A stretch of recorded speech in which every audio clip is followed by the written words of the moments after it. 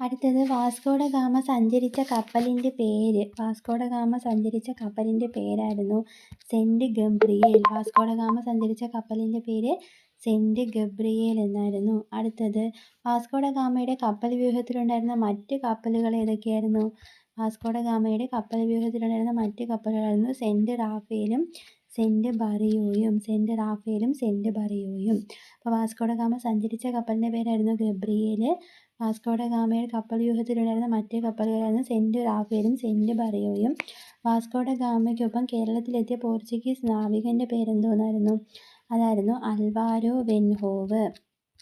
ആരാണ്? അൽവാരോ വെൻഹോവ്. വാസ്കോഡ ഗാമയ്ക്കൊപ്പം കേരളത്തിലെത്തിയ പോർച്ചുഗീസ് നാവികനായിരുന്നു അൽവാരോ വെൻഹോവ്. വാസ്കോഡ ഗാമയുടെ ഭൗതിക ശരീരം ആദ്യം അടക്കം ചെയ്ത പള്ളി ഏതായിരുന്നു? സെൻറ്റ് ഫ്രാൻസിസ് പള്ളിയായിരുന്നു. വാസ്കോഡ ഗാമയുടെ ഭൗതിക ശരീരം അടക്കം ചെയ്ത പള്ളിയാണ് സെൻറ്റ് ഫ്രാൻസിസ് പള്ളി എന്നറിയപ്പെടുന്നത്. വാസ്കോഡ ഗാമയുടെ ഭൗതിക ശരീരം അടക്കം ചെയ്ത പോർച്ചുഗലിലെ പള്ളിയുടെ പേരാണ് എന്തോന്ന്? ജെറോണിമസ് കത്തീഡ്രൽ. ജെറോണിമസ് കത്തീഡ്രൽ എന്ന് പറയുന്നത്. ജെറോണിമസ് കത്തീഡ്രൽ എന്ന് പറയുന്നത്. അപ്പോൾ സെൻറ്റ് ഗബ്രിയേൽ എന്ന് പറയുന്ന ആ ഒരു ഇതിൻ്റെ അകത്ത് കപ്പലിലാണ് വാസ്കോഡ ഗാമ ഇന്ത്യയിലോട്ട് വരുന്നത്. പിന്നെ അവരുടെ കൂടെ വന്ന 2 കപ്പലുകളായിരുന്നു റാഫേലും ബറിയോയും. പിന്നെ അദ്ദേഹത്തിൻ്റെ കൂടെ വന്ന പോർച്ചുഗീസ് നാവികൻ്റെ പേരാണ് അൽവാരോ വെൻഹോവ് എന്ന് പറയുന്നത്.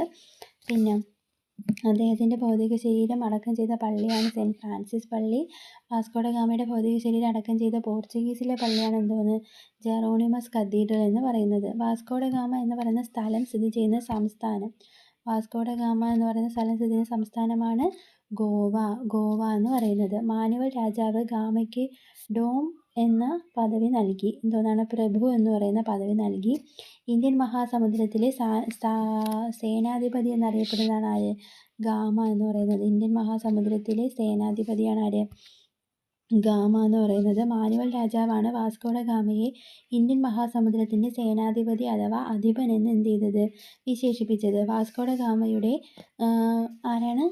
മാനുവൽ രാജാവാണ് വാസ്കോഡ ഗാമയെ ഇന്ത്യൻ മഹാസമുദ്രത്തിലെ സേനാധിപതി അഥവാ അധിപൻ എന്ന് വിശേഷിപ്പിച്ചത്. വാസ്കോഡ ഗാമയുടെ ആഗമനത്തെ ഏഷ്യയുടെ ചരിത്രത്തിലെ വാസ്കോഡ ഗാമ യുഗത്തിൻ്റെ തുടക്കമാണെന്ന് അഭിപ്രായപ്പെട്ടതാണ് ആര്? Sardar K M Panikkar. ആരാണ്? Sardar K M Panikkar. Sardar K M Panikkar എന്തെന്ന് പറഞ്ഞു? വാസ്കോഡ ഗാമയുടെ ആഗമനത്തെ ഏഷ്യയുടെ ചരിത്രത്തിലെ വാസ്കോഡ ഗാമ യുഗത്തിൻ്റെ തുടക്കമാണെന്ന് പറഞ്ഞു. അപ്പോൾ വാസ്കോഡ ഗാമ ഇന്ത്യയിലോട്ട് എത്തിയത് ഏത് വർഷമാണ്?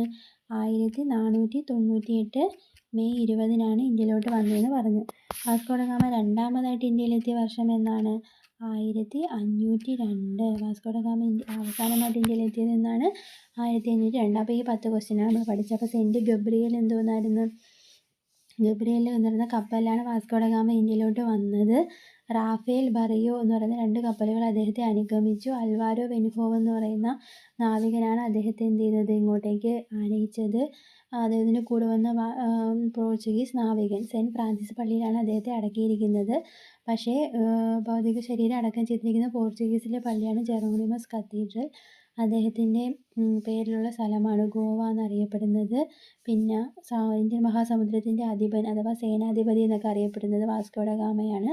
സർദാർ കെ എം പണിക്കർ എന്തോന്നാണ് അദ്ദേഹത്തിനെ വിശേഷിപ്പിച്ചത്? വാസ്കോഡ ഗാമയുടെ ആഗമനത്തെ ഏഷ്യയുടെ ചരിത്രത്തിലെ വാസ്കോഡ ഗാമ യുഗത്തിൻ്റെ തുടക്കം എന്ന് വിശേഷിപ്പിച്ചതാണ് സർദാർ കെ എം പണിക്കർ. അദ്ദേഹം ആദ്യമായിട്ട് ഇന്ത്യയിലോട്ട് വരുന്നത് 1498 മെയ് 20-നും അദ്ദേഹം രണ്ടാമതായിട്ട് ഇന്ത്യയിലോട്ട് വരുന്നത് 1502-ലുമാണ്. ഓക്കെ.